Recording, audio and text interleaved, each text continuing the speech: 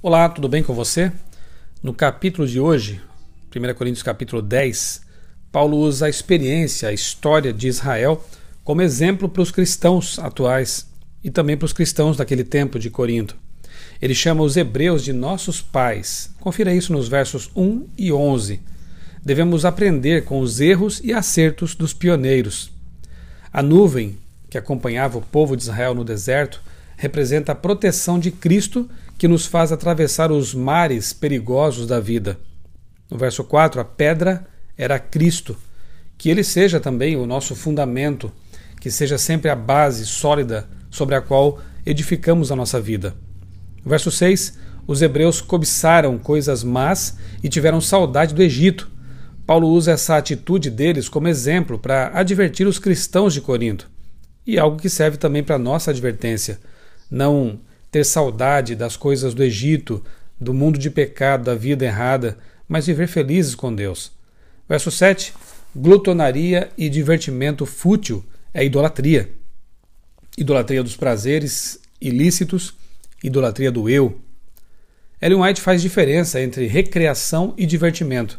Recreação renova nossas forças, é edificante e pura. Divertimento exaure as forças, polui a mente, tem foco apenas no prazer. No verso 8, Paulo menciona a imoralidade. Imoralidade destrói a santidade, relacionamentos, famílias, reputação, caráter. Não caiamos nessa armadilha satânica. Versos 8 a 10, Paulo aqui nos dá 3 conselhos pontuais. Primeiro, não pratique a imoralidade. Segundo, não ponha o Senhor à prova, sendo um pecador teimoso. Terceiro, não murmure contra Deus. Os antigos hebreus fizeram isso e pereceram. Deus não muda. Jesus é Deus amoroso e perdoador, mas também é justo e irá punir o pecador que não se arrepender e insistir em seu caminho mau. Verso 12. Quem pensa em estar em pé, cuide para que não caia. O orgulho espiritual e a falta de autoconhecimento são um engano perigoso. Nossa força vem do Senhor. Desconfiemos sempre de nós mesmos. 13. Pela força do Senhor, podemos vencer as tentações com que nos deparamos. Ele não permite que sejamos tentados além de nossas forças, graças a Deus por essa promessa. No verso 23, encontramos que o cristão é livre para fazer o que quiser, mas deve ter discernimento suficiente para saber o que não convém. Mesmo que algo seja lícito, se não for edificante, deve ser deixado de lado. 24. Grande princípio cristão. Buscar sempre o interesse e a salvação das outras pessoas. O cristão não vive só para si mesmo. De 25 a 28, nos versos 25 ao 28, o cristão pode comer carne de porco, pode comer carne de cachorro, de rato, de cobra. Se a permissão fosse essa, haveria uma contradição com Levítico 11 e Isaías 66:17, por exemplo. E nós já vimos muitas vezes nesse nosso estudo que a Bíblia não se contradiz, que os textos da Bíblia estão todos em harmonia. Portanto, aqui Paulo não está permitindo que se coma aquilo que Moisés proibiu lá no Antigo Testamento. Paulo mesmo não comia carnes imundas, né? Os discípulos também não. Então, como entender esses versos? A explicação está no verso 28. E Paulo já tratou disso em 1 Coríntios 8:28.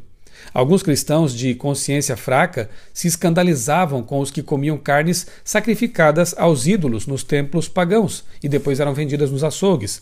Por isso, Paulo não comia essas carnes, embora soubesse que o ídolo nada é. Verso 31. Outro princípio importante e universal. Em nossa comida, bebida ou em qualquer outra coisa, devemos sempre glorificar a Deus. Será que a nossa alimentação e nossos hábitos estão honrando a Deus? É algo para se pensar, não é verdade? E versos 32 e 33, por respeito aos de consciência mais fraca, devemos abrir mão mesmo de coisas e hábitos que julgamos não ser problema. Nosso estômago e nossos passatempos não são mais importantes do que a salvação de outras pessoas. Sem dúvida, 1 Coríntios capítulo 10 é outro capítulo que nos faz pensar sobre a vida cristã, sobre a necessidade de humildade, de preocupação com a salvação dos outros e sobre a maturidade suficiente necessária para sabermos discernir realmente aquilo que vale a pena e aquilo que não vale a pena e deixar isso de lado em nossa vida. Sigamos o exemplo de Paulo também nisso. Eu sou o pastor Michelson Borges, desejo a você um dia muito abençoado na presença do Senhor Jesus.